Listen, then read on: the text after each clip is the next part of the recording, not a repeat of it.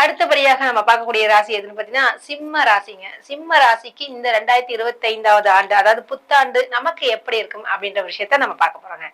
சரிங்க. அதுக்கு முன்னாடி உங்களுடைய கேரக்டர் என்னன்றது கொஞ்சம் தெரிஞ்சுக்கங்க. சிம்மம்னாலே எல்லாருமே நெனச்சுக்கிறாங்க, அது ரொம்ப ஒரு மோசமான ஒரு அனிமல் சொல்லுவாங்க இல்லையா? அது நமக்கு வந்து படுத்தி எடுத்துரும். ஐய்யய்யோ! சிம்ம ராசியா? இவங்க சொல்றதே தான் பிடிவாதமான ஒரு குணங்கள் உள்ள ஒரு ராசின்னு சொல்லுவாங்க. மோசமான ஒரு ராசின்னு கூட நெறைய பேர் எடுத்திருப்பீங்க. சிம்ம ராசிக்காரன்ட்ட வச்சுக்கவே கூடாதுன்ற அளவுக்குலாம் நீங்க பார்த்திருப்பீங்க. ஆனா சிம்ம ராசிக்காரங்களுக்கு ஒரு பெரிய ஒரு ஸ்பெஷல் என்னன்னு பார்த்தீங்கன்னா, அவங்களுக்கு புடிச்சவங்கள வந்து ரொம்ப பொசசிவாவும் இருப்பாங்க. அட் த சேம் டைம் அவங்க வந்து என்ன பண்ணுவாங்க பார்த்தீங்கன்னா, அவங்களுக்காக சில விஷயங்களை தியாகமாக விட்டு கொடுக்கக்கூடிய ஒரு தன்மை சிம்ம ராசிக்காரங்களுக்கு இருக்குங்க. இது நெறைய பேருக்கு தெரியாது. அவங்களுடைய தோற்றத்த வைத்து மட்டும் நம்ம வந்து எடை போடுவாங்கல்ல. ரொம்ப திமிரா இருக்காங்க, ஹெட் வெயிட்டா இருக்காங்க அப்படின்னு நெனச்சுப்பாங்க. ஆனா உண்மையில அவங்க அப்படி கிடையாதுங்க. அதே மாரி பழகிட்டான்னு வச்சுக்கங்களேன், ரொம்ப தாங்கிட்டே இருக்கிற பொருள் கூட எடுத்து குடுத்துருவாங்க. அந்த அளவுக்கு ரொம்ப அன்பானவங்க, ஒரு சாக்ரிஃபைஸான ஒரு பெர்சன்ஸ்ன்னே சொல்லலாம். சரிங்க. உங்களுக்கு எப்படி இருக்கும் இந்த 2025 அப்படின்றதுக்கு பார்க்கும்போது, இந்த கிரக நிலைகளையும் கொஞ்சம் நம்ம தெரியணும். எப்படின்னா, இந்த கோச்சாரத்துல கோச்சாரம் என்றாலே எப்படின்னா, உங்களுடைய சந்திரன் இருக்கு இல்லையா? அந்த இடத்துல இருந்து சனி பகவான் எங்க இருந்து எங்க போறாரு அப்படின்பொழுது, உங்களுக்கு இப்ப அஷ்டம சனி அப்படின்னு சொல்லுவாங்க இல்லையா? 8வது இடத்துக்கு போறாருங்க. பயந்துராதீங்க. இந்த 2 மாசம் ஒண்ணும் இல்ல. மார்ச் மாசம் 28வது நாள் அன்னைக்கு தான் சனி வந்து மாறுவாரு. அஷ்டம சனி. அப்ப அஷ்டம சனியாக வரும்பொழுது எப்படி இருக்கும்? அச்சச்சோ! ஏற்கனவே நமக்கு சிம்மராசிக்கும், சனிக்கும் ஆகவே ஆகாது. இதுல வேற அஷ்டம சனியா கேட்கவே வேணாம் அப்படின்னு நீங்க உங்களுக்கு தெரிஞ்சிருக்கும். அப்படிங்கும்போது கவலைப்படாதீங்க. சனி பகவானுடைய கேரக்டர் என்னன்னா, நீங்கள் நல்லது செஞ்சீங்கன்னா நல்லது செய்வாரு. நீங்க கெட்டது செஞ்சீங்கன்னா கெட்டது செய்வாரு. அதுவும் வந்து பாத்தீங்கன்னா, நீங்க வந்து கூடுமான வரை மத்தவங்களுக்கு உதவி செய்யுங்க. அதே மாரி வந்து நெறைய பேருக்கு வந்து ஹெல்பிங் டெண்டன்சியோட இருக்கிறது நல்ல விஷயம். அதே மாரி நல்ல விஷயங்கள் நேர்மையாக, நியாயமாக நீங்க நடந்து கொண்டாலே, நிச்சயமாக சனி பகவான் உங்களுக்கு கைக்கரம் அவரே வந்து ஹெல்ப் பண்ணுவாருங்க. ஏன்னா, அவருக்கு புடிச்சதே வந்து எப்படின்னா, இந்த ஒழுக்கமாக இருக்கணும். அதே மாரி வந்து டிசிப்ளின் பார்ப்பாரு. டைமிங் பார்ப்பாங்க. சோம்பேறித்தனம்ன்றது சனியோட கேரக்டர். யார் யாருக்கெல்லாம் சோம்பேறித்தனம் இருக்கோ, அப்பல்லாம் சனி டக்குன்னு புடிச்சுப்பாரு. ஏன்னா, எங்க அழுக்கு இருக்கோ, அதான் சனியோட விஷயங்கள்ம்போது, அங்க வந்து டக்குன்னு அஃபெக்ட் ஆவாங்க. சிம்ம ராசிக்காரங்க காலைல எந்திச்சு 6 மணிக்கு எந்திச்சோனே குளிச்சிருங்க. டக்குன்னு வீட்ட விட்டு கிளம்பிடுங்க. ஓடி போயிடுங்க. வெளியில ஒர்க் இருக்கா, டக்குன்னு முடிங்க. இது மாரியான விஷயங்கள்லாம் வந்து நீங்க செய்ய, சனி பகவானுடைய தாக்கங்கள் வந்து குறையும். நிறைய பேர் ஷேவ் பண்ண மாட்டாங்க. அப்புறம் குளிக்கிறேன்னு சொல்லி 2 நாள் கூட குளிக்காம இருப்பாங்க. இது மாரியான பேட் ஹேபிட்ஸ்லாம் வந்து சனி பகவானுக்கு பிடிக்காது. இது வந்து உங்களுக்குலாம் என்னடா இது ஜோசியம் சொல்ல சொன்னா ட்ரெஸ் பண்றத பத்தி சொல்றீங்கன்னு. சனியோட கேரக்டர் வந்து இது நம்மளுடைய வாழ்வியல்ல ஒத்துப்போகும். அதனால இதெல்லாம் நீங்க வந்து அவாய்ட் பண்ண உங்களுக்கு சனியுடைய விஷயங்கள் உங்களுக்கு வராது. அதே மாரி பாருங்களேன், நெறைய எப்படி வந்து இந்த 7 சனி வந்து பார்த்தீங்கன்னா, கால்ல தான் ஏறும்னு பார்த்துப்பீங்க. டக்குன்னு. நெறைய படத்துலலாம் பார்ப்பீங்க. கால்ல தண்ணி சரியா ஊத்த மாட்டாங்க. டக்குன்னு வந்து பார்த்தீங்கன்னா, சனி பகவான் அங்க ஏறுற மாரி இருக்கும். அப்ப இதுலருந்து என்ன தெரியுது? சுத்தமாக இருக்கணுன்ற ஒரு விஷயத்த காமிக்குது. கால் கழுவுனீங்கனாலும், அலம்புனீங்கனாலும் முழுமையாக அ அ அலம்பணும்பாங்க இல்லையா? அது மாரி. அதனால குளிக்கிறது ரெகுலரா கரெக்ட்டா குளிச்சிருங்க. அதே மாரி உங்களுடைய அன்றைய பணிகள் இருக்குல்ல, இன்னைக்கு ஒர்க்க நாளைக்கு பார்த்துக்கலான்னு மட்டும் போட்டீங்க, சனி உங்கள பிடிச்சு பாருங்க. நிச்சயமாக வரக்கூடிய பணங்கள்லாம் அப்படியே தாமதமாகும். சோ இது ஒரு விஷயம். அடுத்தது வந்து பாத்தீங்கன்னா, எதுக்கு இவ்வளவு தூரம் இன்சிஸ்ட் பண்ணி சொல்றேன்னா, உங்களுக்கு அஷ்டம சனி பிடிக்க போகுது. அதுக்காக தான். அதுவும் மற்ற ராசிகளுக்காவது இது நட்பு இப்படின்னு சொல்லலாம். ஆனா சிம்ம ராசிக்காரங்களுக்கு எதிரியான ஒரு கிரகம் எதுன்னா சனிதான். சரிங்க. உங்களுக்கு அடுத்தபடியாக என்ன கிரகம் உங்களுக்கு எப்படி மாறுது அப்படின்போது ஒரு பெரிய ஒரு பிளஸ் என்னன்னா, மார்ச் மாசம் அஷ்டம சனி பிடிக்கும். மே மாசத்துல இருந்து கொஞ்சம் நல்லா இருக்கும். எப்படின்னா, உங்களுக்கு லாபத்துல குரு பகவான் வராரு. குரு பகவான் உங்களுக்கு என்ன அப்படின்னு பார்க்கும்பொழுது, உங்களுக்கு ஒரு சப்போர்ட்டிவான ஒரு கிரகம்.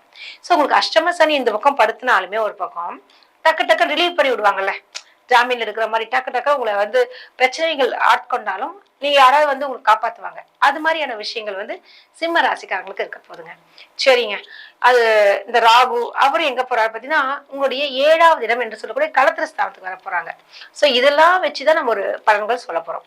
அப்படின்னும்போது உத்தியோகஸ்தர்களுக்கு ஸ்பெஷலா அப்படின்னு பார்க்கும்போது சிம்ம ராசி அன்பர்களுக்கு பார்த்தீங்கன்னா, இப்பதான் வந்து போன வருஷம் வரைக்கும் நல்லா பேசின ஒரு உயர் அதிகாரி பார்த்தீங்கன்னா, இப்ப வந்து பேசாம இருப்பாங்க. தேவையில்லாத ஒரு கெட்ட பேர் வர வைக்கிறது. அப்புறம் வந்து பார்த்தீங்கன்னா, சக ஊழியர்கள் உங்களுக்கு வந்து தவறாக உங்கள சித்தரிச்சு காமிக்கிறது. அவன் பாரு இப்படி வரான், இவன் பாரு லேட்டா வரான். இது மாரி சொல்லி உங்கள டிஸ்கரேஜ் பண்ணுவாங்க. இது அவங்க உடனே கரெக்ட்டா பார்த்துட்டு உங்கள நம்பிடுவாங்க. இவன் கெட்டவன் தான் அப்படின்ற மாதிரி. அதனாலதான் டிசிப்ளின் ரொம்ப நீங்க மெயின்டைன் பண்ணீங்கன்னா உத்தியோகஸ்தர்களுக்கெல்லாம் அந்த வேலை பறிபோகாமல் தடுக்கப்படும். இல்லைன்னு வச்சுக்கோங்க, உங்களுக்கு டிகிரேட் ஆயிடும், அல்லது வந்து வேலை மாற்றங்கள், இடமாற்றங்கள், இது மாதிரியான விஷயங்கள்லாம் நிச்சயமாக நடக்குங்க. சரிங்க. அதனால உத்தியோகஸ்தர்கள்லாம் மிக கேர்ஃபுல்லா ரொம்ப இருக்கணும் உங்களுடைய ஒர்க்ல. அதாவது சின்சியாரிட்டியா இருக்கணும். டக்கு டக்குன்னு உங்களோட கடமையை டக்குன்னு முடிச்சுட்டு வெளியே வந்துருங்க. அடுத்தபடியா பாத்தீங்கன்னா, யாரு பிசினஸ் பண்றவங்க, அதுவும் இந்த சிம்ம ராசிக்காரங்களுக்கு ஸ்பெஷலா அப்படின்னு பார்க்கும்போது எக்ஸ்போர்ட் இம்போர்ட் பிசினஸ் பண்ணக்கூடிய உங்களுக்கு எல்லாம் பாத்தீங்கன்னா ரொம்ப நல்லாவே இருக்கு. ஏன்னா ராகு கேது உங்களுக்கு ரொம்ப சப்போர்ட் பண்றாரு. அவர் தான் ஃபாரின் பிளானட். ஸோ இந்த வெளிநாடு வெளியூர்ல பிசினஸ் பண்றாங்களா அதெல்லாம் ரொம்ப சிறப்பாகவே இருக்கும். இந்த உள்ளூர்ல பிசினஸ் பண்றதுலாம் அந்த அளவுக்கு சிறப்பாக இருக்காது. என்ன காரணம் பாத்தீங்கன்னா, உங்களுக்கு எது ஃபேவர் அப்படின்னு பாக்கறச்ச இந்த ராகு வந்து உங்களுக்கு ரொம்ப சப்போர்ட்டிவா இருக்கிறதுனால நிச்சயமாக அபரிமிதமான லாபத்தையும் அவர் தருவாரு. ஏன்னா லாபஸ்தானத்திலேயே குரு பகவான் இருக்காருங்க.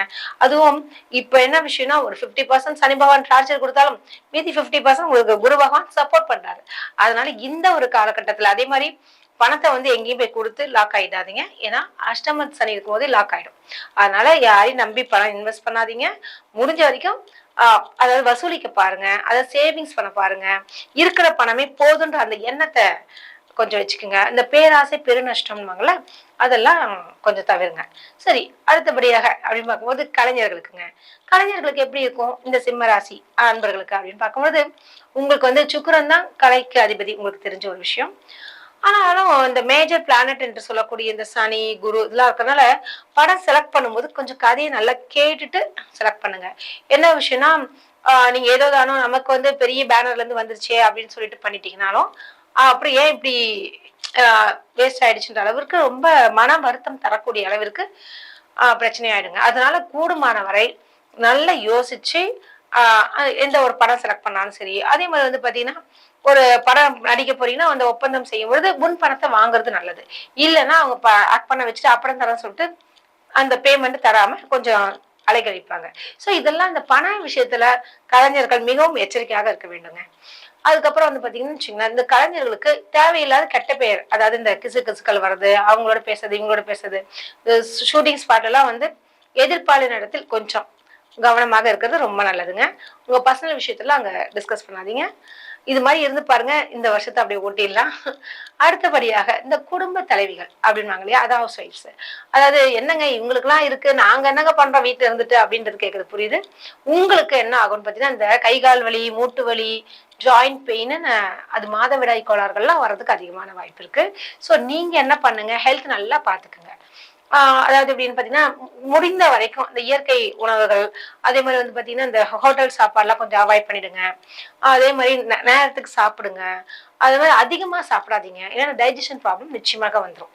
அப்புறம் இந்த பாயிண்ட் சொன்னோம் இல்லையா, கால் வலி, மூட்டு வலி எல்லாம் வர்றதுக்கு அதிகமாக இருக்கிறதால கொஞ்சம் வந்து நீங்க வெயிட்டா இருக்கக்கூடிய சிம்மராசி அன்பர்கள் வாக்கிங் போங்க. இதெல்லாம் பண்ணும்பொழுது உங்களுடைய ஆரோக்கியத்திற்கு மிகவும் முக்கியத்துவம் கொடுக்கக்கூடிய ஒரு வருஷமா இருக்குங்க. ஏன்னா அஷ்டம சனினா ஹாஸ்பிட்டலைஸ்ட் ஆறது, இது மாதிரியான விஷயங்கள்லாம் இருக்கு. அதே மாதிரி வந்து பாத்தீங்கன்னா, இப்ப குடும்ப தலைவரா இருந்தாலும் இப்ப வண்டி ஓட்டிட்டு போயிட்டு ஒரு காய்கறி வாங்குறீங்க, வெளியே போறீங்க அப்படின்னும் போது கவனமா போங்க. வாகனத்துலலாம் ரொம்ப முக்கியமான ஒரு விஷயம். ஏன்னா இந்த ஆக்சிடென்ட் ஆகுறதுலாம் இந்த அஷ்டம சனியில தான் அதிகமா நடக்கும். ஏன்னா அது வந்து பாதத்துல இருக்கு. சோ கால் அடிப்படுறதுக்கு அதிகமான வாய்ப்பு இருக்கு. சரிங்களா? அடுத்தபடியாக மாணவர்கள், ஐயோ கேட்கவே வேணாம். இப்ப நல்லா படிச்சுட்டு இருந்திருப்பீங்க, சூப்பரா போயிட்டு இருந்திருக்கோம், டக்க ஒரு பிரேக் எடுத்துப்பீங்க, அப்புறம் படிக்கலான்ற மாதிரி ஒரு சோம்பேறித்தனம் கிடைக்கும். சோ வந்து நமக்கு எல்லாமே தெரியும்னு ஓவர் கான்பிடன்ஸ் இருக்குல்ல, அதனால படிக்காம விட்டுருவீங்க. நம்ம கடைசி நேரத்துல படிக்கலாம் பார்த்தா ஐயோ இதை படிக்கலையே அதை படிக்கலையேன்னு சொல்லி ஒரு கவலை வந்துடும். அதுவும் அந்த அரசு தேர்வுகளை அட்டன் பண்ணக்கூடிய சிம்மராசி என்பது மிகவும் கவனமாக இருக்கணும். இப்போது இருந்தே ரொம்ப சுறுசுறுப்பா படிங்க, செய்யுங்க. இல்லைன்னா சனி பகவான் இந்த ஃபெயில் ஆறதெல்லாம் இருக்கு இல்லையா, அதெல்லாம் வந்து படுத்துறது எல்லாமே இந்த சனியுடைய வேலைதான். அதனால நம்ம கூடுமான வரை அதிகமான உழைப்பை கொடுக்க அதிகமா ஸ்ட்ரெயின் பண்ணி படிங்க, ஹார்ட் ஒர்க் பண்ணுங்க. நிச்சயமாக நல்ல மதிப்பெண்களோட நீங்க வெளியே வரலாங்க. சோ மாணவர்களுக்கும் இந்த காலகட்டத்துல கொஞ்சம் டஃப் இருக்கும். சோ நல்லா அதை முறியடிச்சு படிங்க, நிச்சயமாக நல்ல மதிப்பெண்களும் கிடைக்குங்க. சோ இந்த அஷ்டம சனி பிடிச்சிருக்கு இல்லையா சிம்மராசி அன்பர்களுக்கு, சோ நீங்க என்ன செய்யலாம் பரிகாரங்கள் அப்படின்னு பார்க்கும்போது, பொதுவாகவே என்ன சனி பகவானுக்கு எல் பண்ணுங்க அப்படின்றது ஜென்ரலான ஒரு விஷயம், அதை செய்யுங்க. அதே மாதிரி ஊனன் அப்படின்வாங்க. ஊனன்னா வந்து இந்த ஹேண்டிகேப்ட் இருக்காங்க இல்லையா, அவங்களுக்கு வந்து ஒரு என்ன வேணுமோ அவங்களுக்கு தேவையான பொருட்களை வாங்கி கொடுக்கறது, கண்ணு தெரியாதவங்களுக்கு அந்த மாதிரி ஒரு விஷயங்கள், அதாவது ரொம்ப ஏழை எளியவர்கள், ரொம்ப முதியோர்களுக்கெல்லாம் நீங்க ஹெல்ப் பண்றீங்கன்னு வச்சீங்கன்னா அதுதாங்க சனியுடைய பரிகாரம். நிறைய பேர் இந்த கோவில போய் விளக்கேத்துறது மட்டும்தான் அப்படின்னு நினைச்சுக்கிறாங்க. அப்படி கிடையாது. சனி என்றாலே முதியவன் சொல்லுவாங்க. சோ அப்ப வந்து நம்மளை விட பெரியவங்களுக்கு வந்து நம்ம ஹெல்ப் பண்றது, சாப்பாடு வாங்கி தர்றது, அது மாதிரியான விஷயங்கள்லாம் செய்யுங்க. அது சனிக்கிழமை அன்னைக்கு ஒரு 8 பேருக்கு தயிர் சாதம் வாங்கி கொடுங்க. இது மாதிரி எல்லாம் பண்ணும்பொழுது சனி பகவானுடைய அருள் பூர்ணமாக உங்களுக்கு கிடைக்குங்க. அதே மாதிரி வந்து பாத்தீங்கன்னா ஆஞ்சநேயர் வழிபாடும் மிக நல்லது. அதே மாதிரி பிள்ளையாரையும் நீங்க கும்பிட்டுட்டு வெளியே போங்க. சனியுடைய காயத்ரி மந்திரம் இருக்கு இல்லையா, அதாவது என்னன்னா நீலாஞ்சன சாரி ரீடேக் சனியுடைய காயத்ரி மந்திரம் இருக்குங்க. காகத்வஜாய வித்மஹே கட்காஸ்தாய தீமஹி தன்னோ மந்தக பிரச்சோதயாத். எதுக்கு இந்த ஸ்லோகத்தை சொல்லணும்னா, சனி வந்து ஒரு ஸ்தோத்திர பிரியர் சொல்லுவாங்க. அவருக்கு வந்து எப்படின்னா அவரை புகழ்ந்துகிட்டே இருக்கணும். அப்படி பண்ணும்போது அந்த வரக்கூடிய தாக்கங்கள்ல இருந்து நீங்க தப்பிக்க முடியுங்க. இதெல்லாம் நீங்க ட்ரை பண்ணி பாருங்க. சிம்ம ராசி அன்பர்களுக்கு இந்த 25வது ஆண்டு, அதாவது 2025வது ஆண்டில் வரக்கூடிய இந்த அஷ்டம சனியினுடைய பாதிப்பிலிருந்து நீங்க நீங்க இது ரொம்ப வழிவகுக்குங்க. நன்றி, வணக்கம்.